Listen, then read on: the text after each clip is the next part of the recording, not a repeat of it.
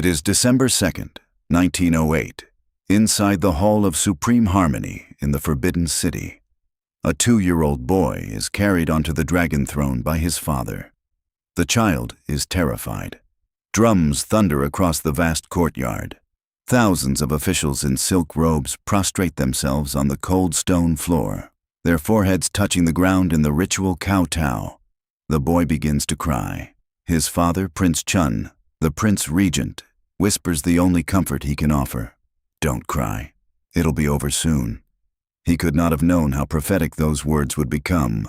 The boy was Isinjioro Puyi, born just 2 years and 10 months earlier, and the ceremony that winter morning made him the Xuantong Emperor of China, the 11th ruler of the Qing dynasty and the last person who would ever hold that title.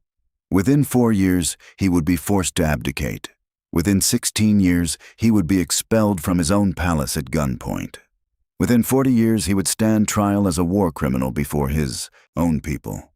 And by the end of his life, the man who had been worshipped as a living god by 400 million people would be earning 100 yuan a month as a gardener in Beijing, tending plants in a botanical garden, riding the public bus, waiting in line like any other citizen of the People's Republic. This is what happened to the last emperor of the Qing dynasty, and how 2,000 years of Chinese imperial rule ended not with a great battle or a dramatic assassination, but with a confused toddler crying on a golden throne while his father promised it would all be over soon. The Qing dynasty that Puyi inherited had ruled China since 1644. It was founded not by ethnic Han Chinese, but by the Manchus, a warrior people from beyond the Great Wall. When the Ming dynasty collapsed in chaos, the Manchus seized Beijing and established their empire over a Han population that outnumbered them 50-1.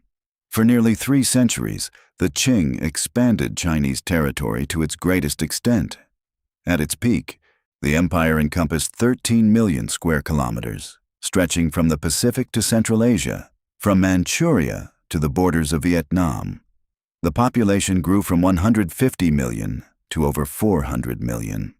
China, under the Qing, accounted for roughly 1/3 of global economic output.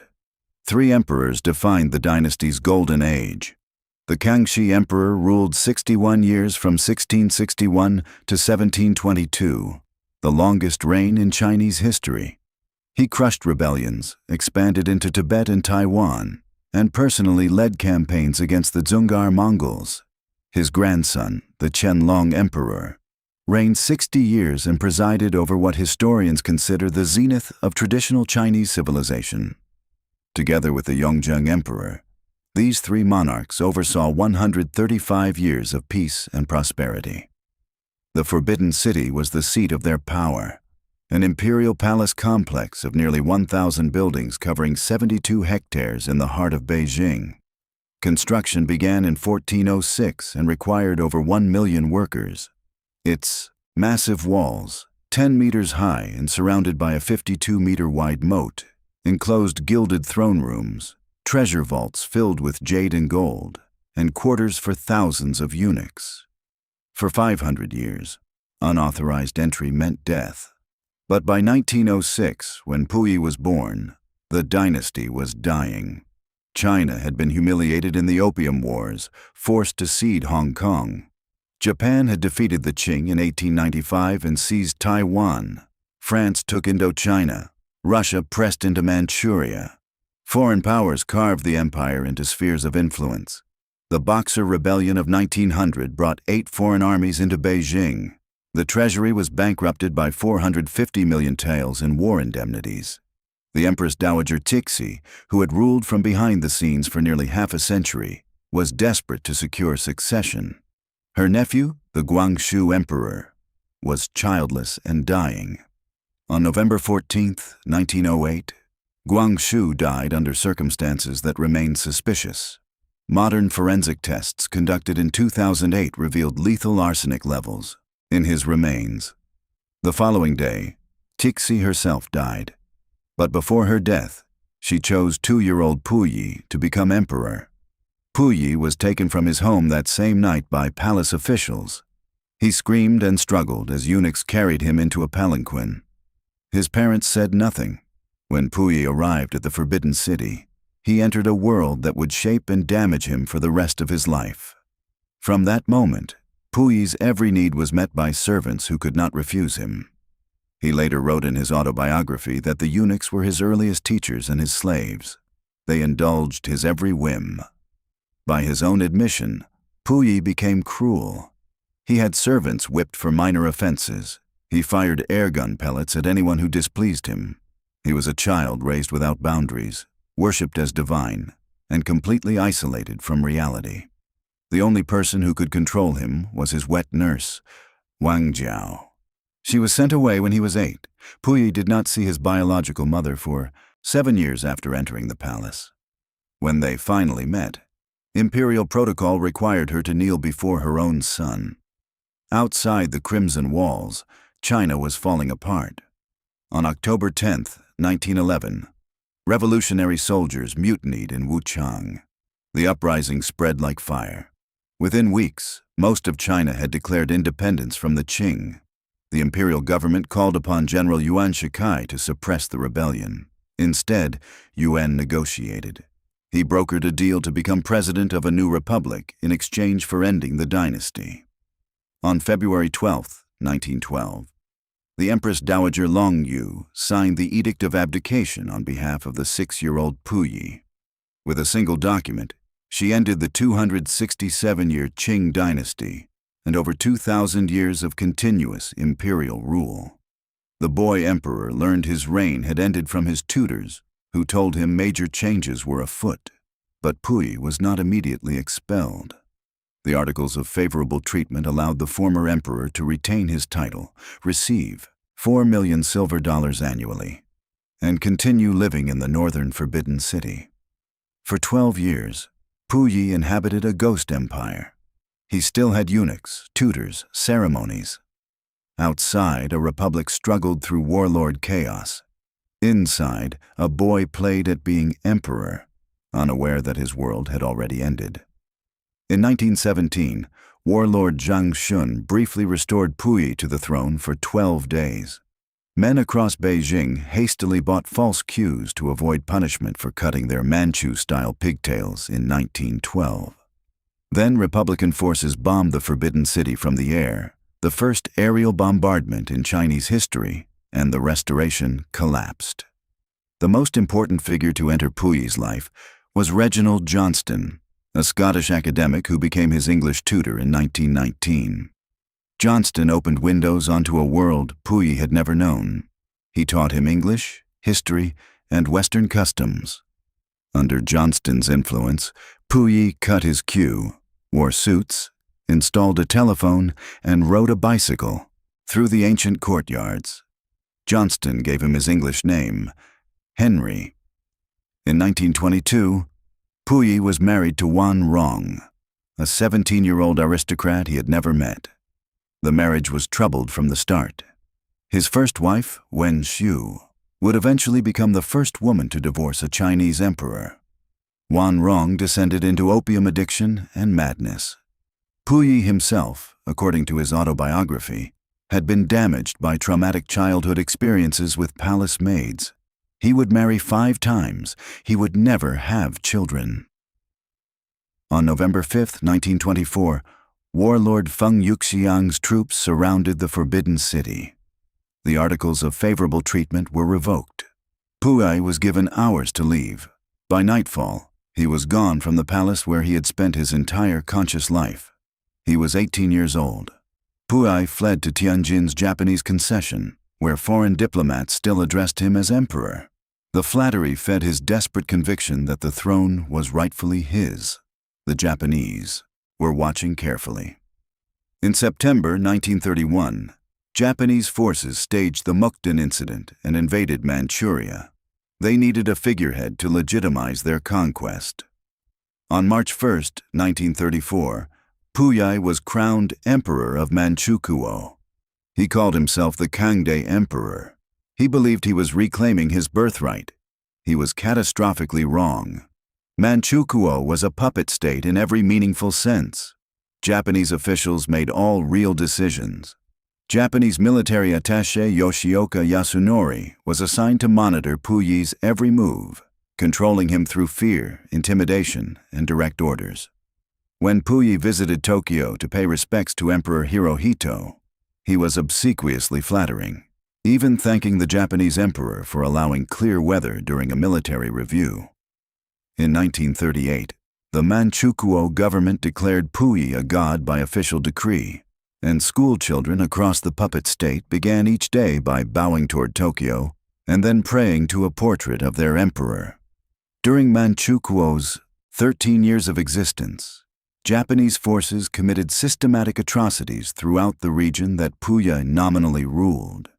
They deployed chemical and biological weapons. They conscripted hundreds of thousands for forced labor under brutal conditions. They persecuted political dissidents and massacred civilians. Unit 731 conducted horrifying human experiments on prisoners. Over 1 million Japanese settlers were brought to Manchuria, displacing Chinese farmers through coercion, forced sales, and violence.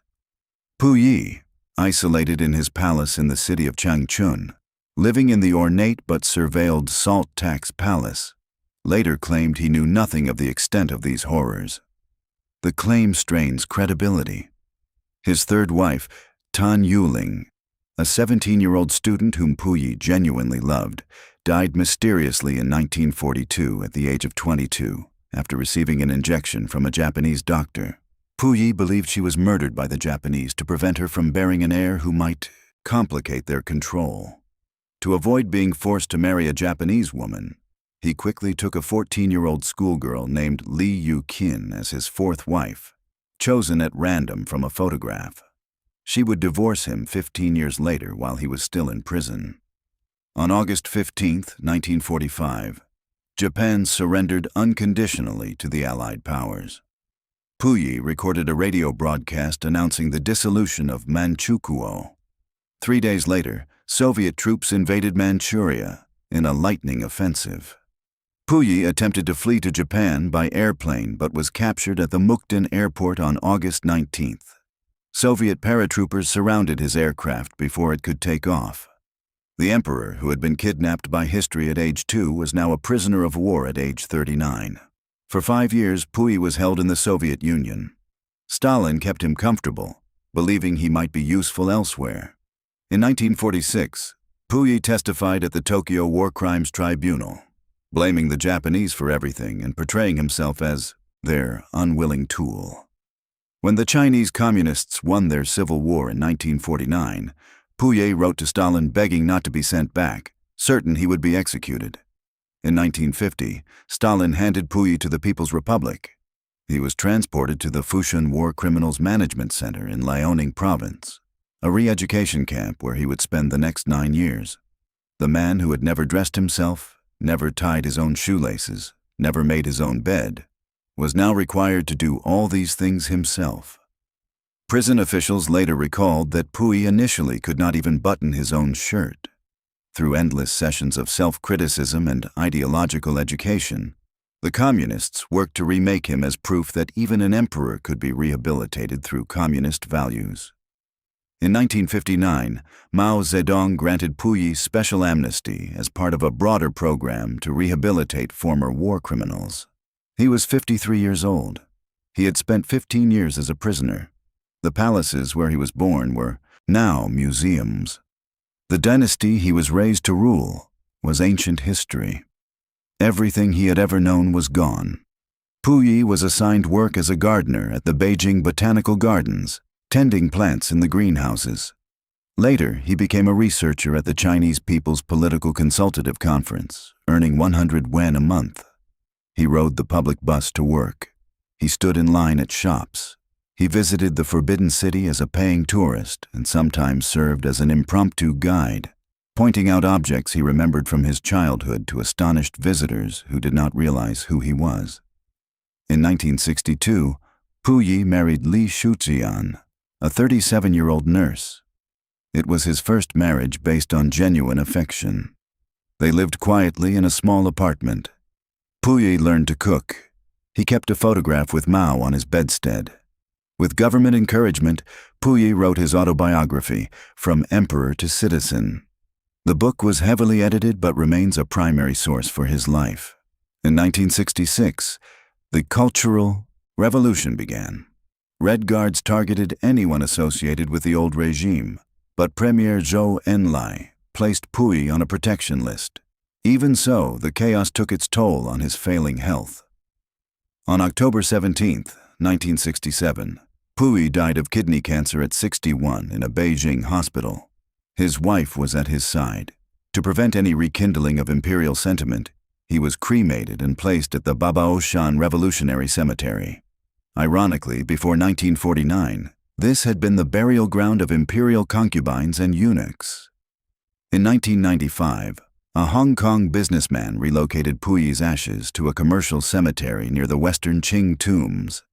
His widow, surviving on a tiny pension, accepted the offer. Today, his grave is marked by a modest tablet, Puyi, 1906 to 1967. No titles. 300 meters away stands the mausoleum of the Guangxu Emperor. In 1987, Bernardo Bertolucci's The Last Emperor was the first Western film permitted inside the Forbidden City.